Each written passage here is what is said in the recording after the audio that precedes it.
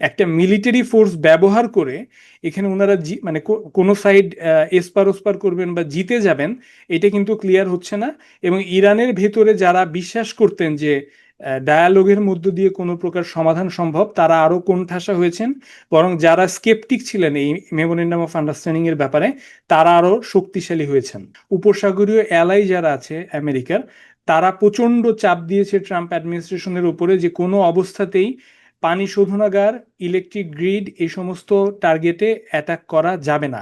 Doctor Shakib, আপনার কাছে জানতে চাই যে যে এই যে প্রেজেন্ট যে সিচুয়েশন, এই সিচুয়েশন কি এবং এটা কোথায় যেতে পারে? হোয়াট ইজ দি, আপনাকে যদি বলি যে present situation now in middle east, what is the YONO in future, এটা ভবিষ্যতে কোন পর্যায়ে যেতে পারে বলে আপনার মনে হয়? জি, ধন্যবাদ তাহের ভাই। আমরা গত এক সপ্তাহের মধ্যে যেটা ঘুরতে দেখলাম, একটা মেজর এসকেলেশন। আমেরিকা এবং ইরান পাল্টাপাল্টিভাবে তাদের বেশ কিছু মিলিটারি টার্গেটের পাশাপাশি সিভিলিয়ান টার্গেটে অ্যাটাক শুরু করলো। বিভিন্ন ব্রিজ, হসপিটাল, ইলেকট্রিক গ্রিড, এরপরে হচ্ছে ডিস্যালিনেশন প্ল্যান্ট, এই সমস্ত জায়গায় আমেরিকার তরফে কিছু অ্যাটাক আমরা দেখেছি এবং সেগুলোর পাল্টাপাল্টি একটা রিটালিয়েশন আমরা ইরানের তরফে দেখেছি। এবং এয়ার ডিফেন্স সিস্টেম থাকা সত্ত্বেও ইরানি ক্ষেপণাস্ত্রগুলো কিন্তু বিভিন্ন মার্কিন ঘাঁটিতে মুহুর্মুহু আঘাত হানছে। এবং আমরা জানি যে প্রায় 3 মাস বিরতির পরে আবার আমেরিকান সোলজারদের প্রাণহানির খবর আমরা দেখলাম। অ্যাটলিস্ট 4 জনের খবর এই দফায় আমরা শুনতে পাচ্ছি এবং নিখোঁজ হওয়ার কথা আছে। সো জিনিসটা আসলে খুবই গ্লুমি এবং খুবই অল আউট ওয়ারের মতো অবস্থায় চলে গেছে। এবং বিশেষত জর্ডানে যে আমেরিকান সার্ভিসম্যানদের প্রাণহানি ঘটলো, সেটার থেকে আমরা যেটা বুঝতে পারছি যে আমেরিকান যে স্ট্র্যাটেজি, উপসাগরীয় এলাকাগুলো থেকে তাদের সোলজার অথবা মিলিটারি সরঞ্জামগুলোকে একটু সরিয়ে দূরে নিয়ে গিয়ে জর্ডানে রাখার যে প্ল্যানটা ছিল, যে এটা মনে হয় রিলেটিভলি সেফার হবে ইরানি ব্যারেজের থেকে, সেটা কিন্তু আসলে ভুল প্রমাণিত হলো। সেখানেও কিন্তু নিস্তার পাচ্ছে না। অবশ্য গত 48 ঘন্টায় যে গতি প্রকৃতি এই ওয়ারের, সেটার দিকে যদি আমরা তাকাই, তাহলে আমেরিকা সিভিলিয়ান টার্গেটে হামলা কিছুটা কমিয়ে এনেছে। এবং সেখান থেকে অ্যানালিস্ট বা বিশেষজ্ঞদের যে মত, সেটা হচ্ছে যে এটার একমাত্র কারণ হচ্ছে উপসাগরীয় অ্যালাই যারা আছে আমেরিকার, তারা প্রচন্ড চাপ দিয়েছে ট্রাম্প অ্যাডমিনিস্ট্রেশনের উপরে যে কোনো অবস্থাতেই পানি শোধনাগার, ইলেকট্রিক গ্রিড এই সমস্ত টার্গেটে অ্যাটাক করা যাবে না। এটা কেন তারা বলেছে? কারণ হচ্ছে যে এটা যদি ইরান এইভাবে রিটালিয়েশন চালিয়ে যেতে থাকে, তাহলে এটা প্রচন্ডভাবে ভয়ঙ্কর একটা পরিস্থিতির দিকে নিয়ে যেতে পারে এই উপসাগরীয় দেশগুলোর জন্য। কারণ এই দেশগুলোর যে সুপেয় পানি, সেটা কিন্তু আসেই হচ্ছে এই ডিস্যালিনেশন প্ল্যান্টগুলো থেকে। এছাড়া তাদের মানে লবণাক্ত পানি সুপেয় করার পদ্ধতি কিন্তু এটাই। সো এটা একটা বিরাট বড় মানবিক ক্রাইসিস তৈরি করতে পারে। এছাড়া ইরান হরমুজ প্রণালী দিয়ে জাহাজ চলাচল একদমই কমিয়ে দিয়েছে। একই সাথে লোহিত সাগরে এবং সৌদির যে সমস্ত অয়েল টার্মিনাল আছে সেগুলোতে অ্যাটাক করার হুমকি দিচ্ছে। ফুজাইরা দিয়ে যে ইউএইর তেল চলাচল হয়, সেগুলোও কিন্তু অ্যাটাকের হুমকি ইরান দিয়ে রেখেছে। এবং মাত্র কয়েক ঘন্টা আগে ইরানের যারা এলাই ইয়েমেনে, সেই হুতিদের তরফে কিন্তু সৌদি আরবের জাহাজগুলোর উপরে একটা নেভাল ব্লকেডের ঘোষণা দেয়া হয়েছে অ্যাজ এ রিটালিয়েশন অফ তাদের যে বিমান চলাচল, অর্থাৎ ইয়েমেনের হুতিদের যে বিমান চলাচলের অধিকার, সেটা যেভাবে সৌদি আরব বন্ধ করে রেখেছে, সেটা রিটালিয়েশন হিসেবে। কিন্তু এটা বুঝতে আসলে খুব বেগ পেতে হয় না যে ইরানের সাথে একরকম কোঅর্ডিনেশনের মাধ্যমে এই বাবেল মানদেব, রেড সি এবং এমনকি সুয়েজ ক্যানাল পর্যন্ত এই অবরোধের আওতায় আসতে পারে। তো আপনি যেটা কোশ্চেনটা করেছিলেন যে সিচুয়েশন এখন কি, আমি এইভাবে সামারাইজ করব সিচুয়েশনটা। যে প্রথম দফায় ট্রাম্প প্রশাসন যে শক অ্যান্ড অ ক্যাম্পেইনের মধ্য দিয়ে একটা স্ট্র্যাটেজিক বোম্বিং করে ডিক্যাপিটেশন এবং মেজর মিলিটারি এস্টাবলিশমেন্টগুলোকে অ্যাটাক করে যুদ্ধে একরকমের এগিয়ে যাওয়ার একটা প্ল্যান করেছিল।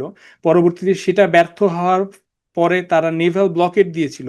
সেটাও ব্যর্থ হওয়ার পরে যখন মেমোরেন্ডাম অফ আন্ডারস্ট্যান্ডিং করেছিল, এবং সেটার থেকে আবার একরকমের সাময়িক অ্যাটলিস্ট ব্যর্থতা দেখে আবার যে বোম্বিং ক্যাম্পেইন শুরু করলো, এই অবস্থায় এটা কিন্তু একটা অচল অবস্থা এবং এখানে কোনো সুস্পষ্ট মিলিটারি স্ট্র্যাটেজি দৃশ্যমান হচ্ছে না।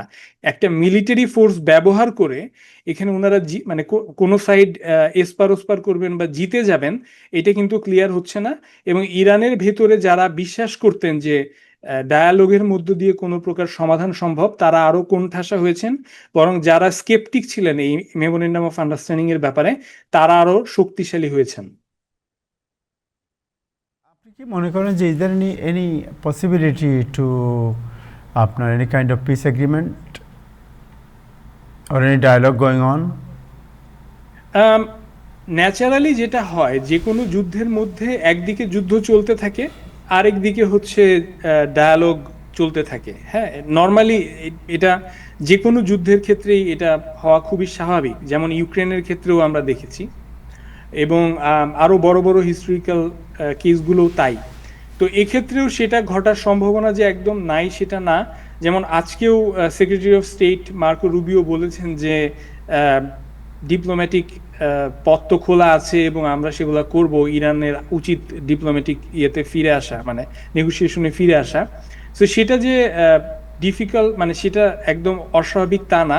তবে আমার যেটা ব্যক্তিগত অনুমান সেটা হচ্ছে যে এবার যদি নেগোসিয়েশন টেবিলে ইরানকে নিয়ে আসতে হয়, তাহলে ইরান আরো আরো কঠিন শর্ত আরোপ করবে আর কি আমেরিকার উপরে। কারণ তারা বলবে যে তাদের যে যুক্তিটা ছিল, সেই যুক্তিটা হচ্ছে যে আমেরিকা সর্বতোভাবে এই এমওইউকে আন্ডারমাইন করেছে টু বিগিন উইথ। এটার যে আর্টিকেল 5, যেখানে বলা ছিল যে স্ট্রেট অফ হরমুজের ম্যানেজমেন্টটা থাকবে ইরানের উপরে, সেটাকে বাইপাস করে সাউদার্ন একটা করিডোর খোলার চেষ্টা আমেরিকা করেছে ওই ওমানি সাইড দিয়ে, যাতে ইরানের হাতে এই লেভারেজটা না থাকে। সেখানে বলা প্রথম আর্টিকেলেই ছিল হচ্ছে লেবাননের সার্বভৌমত্বকে সর্বোচ্চ গুরুত্ব দিতে হবে এবং লেবাননে সিজফায়ার হতে হবে। সেটাকে আন্ডারমাইন করে মার্কিন প্রশাসন ইরান এবং তার অ্যালাই হিজবুল্লাহকে বাইপাস করে লেবাননের গভর্নমেন্ট এবং ইসরায়েলের মধ্যে একটা বিকল্প চুক্তি করে ইরানকে কোণঠাসা করার চেষ্টা করেছে। এবং ওয়ার কখনোই তো থামেনি, লেবাননে বলি বা হুরমুজে বলি। সো ইরানের প্রায় 4-5টা মানে পয়েন্ট বাই পয়েন্ট আর্গুমেন্ট আছে যে এই মেমোরেন্ডাম অফ আন্ডারস্ট্যান্ডিং লঙ্ঘন করেছে আমেরিকা। এটা হচ্ছে ইরানি পার্সপেক্টিভ। সো সেদিক থেকে দেখলে, এবং ইরান যেহেতু এখনো এসকেলেশন ডোমিনেন্স বজিয়ে রেখেছে, কোনোভাবেই তাকে কাবু করা সম্ভব হয়নি। সো ইরান সম্ভবত আরো অনেক বেশি কঠোর শর্ত দেওয়ার সম্ভাবনা রয়েছে। Thank you. লাস্ট কোয়েশ্চেন করতে চাই যে তেলের দাম এবং দি political impact in US politics, what is the answer? Absolutely, এটা আমার মনে হয় সবচেয়ে ইম্পর্টেন্ট কোয়েশ্চেন। এবং আমরা তেলের দামের কথা বলতে গেলে, হরমুজ তো বন্ধ হয়ে গেছে আবার, এবং আমরা জানি সেখানে হরমুজ দিয়ে 20% of the global oil supply আসে। এর বাইরে আমরা জানি যে এই বাবেল মানদেব বা রেড সি দিয়ে কিন্তু আরও অ্যারাউন্ড 13-15% অয়েল আসে। আজকে যে লেটেস্ট ডেভেলপমেন্ট, যেটা ইয়েমেনের হুতিদের তরফে একটা সরাসরি হুমকি সৌদি অয়েল শিপমেন্টের উপরে, এটা খুবই সিরিয়াস। এবং এটা যদি ইমপ্লিমেন্টেড হয়, তাহলে হরমুজের সাথে এটা আরও যোগ হয়ে প্রায় 30-35% গ্লোবাল অয়েল সাপ্লাই কিন্তু বন্ধ হয়ে যাবে। সেটা তেলের দামের উপর ট্রিমেন্ডাস প্রেশার তৈরি করবে, এবং সেটা হলে আরও ভয়াবহ অবস্থা হবে। এবং ডেফিনেটলি আমরা ডোমেস্টিকলি চিন্তা করলে গ্যাস প্রাইস কিন্তু $6-7 পার গ্যালন চলে যাওয়া অসম্ভব কিছু না। তো সেটা যদি হয়, তাহলে আমরা জানি মিড টার্ম খুব সামনে। তো সেটা আমাদের যারা আমেরিকান ভোটার্স, তারা আসলে কতটা হ্যাপি ফিল করবেন যে $7 পার গ্যালন, সেটা দিয়ে রিপাবলিকানদেরকে তারা কেমন ভাবে ট্রিট করবেন ইলেকশনে, সেটা একটা দেখার বিষয়। এবং যেহেতু এটা প্রেসিডেন্ট ট্রাম্পের ইলেকশন না, তিনি তো আর ভোটে দাঁড়াচ্ছেন না মিড টার্মে। সো যারা রিইলেকশনের জন্য দাঁড়াবেন, সেই সমস্ত রিপাবলিকানদের ওপরে বর্তায় যে তারা আসলে কিভাবে এই এই প্রেশারটাকে, এই এক্সপেক্টেড প্রেশারটাকে ট্রান্সলেট করতে পারেন এই অ্যাডমিনিস্ট্রেশনের উপরে, যে দেখো এটা তো আসলে বেসিক্যালি আমাদের রিইলেকশনের ব্যাপারে সরাসরি জড়িত। সো সেটা একটা বিরাট বড় দেখার বিষয়। এবং সেখানে আসলে এটা খুবই counter intuitive, it doesn't make any sense যে কেন এই সময় আরো এসকেলেশন করা হবে। একটাই মাত্র লজিক বলা হয়েছে যে আমেরিকান লাইফ যখন স্পেন্ড হয় সেটা যে নেসেসারিলি আমেরিকান রিজলভকে খাটো করে বা আমেরিকার যুদ্ধ করার যে মনোভাব সেটাকে কমিয়ে দেয় তা তো না, এটা র্যালি অ্যারাউন্ড দ্য ফ্ল্যাগ একটা ইফেক্ট হয় যে হ্যাঁ আমাদের মানুষরা শহীদ হয়েছে বা মার্টার্ড হয়েছে, তাদের রক্ত আমরা বৃথা যেতে দেবো না, এরকম পলিটিক্যাল রেটরিক বাজি তো করাই যায়। সো এটা ছাড়া আর কোনো সেন্স অ্যাটলিস্ট এখন পর্যন্ত আমি মেক করতে পারছি না যে ওয়াই নাও, যেহেতু মিড টার্ম খুব সামনে। Thank you so much, thank you, আপনাকে অনেক ধন্যবাদ। Anybody have any question to doctor Nirjhar Sakib? Thank you, আমার মনে হয় কোনো প্রশ্ন নেই। Thank you doctor Nirjhar Sakib, আপনাকে অনেক ধন্যবাদ এই বিষয়ে অ্যানালাইসিস করার জন্য।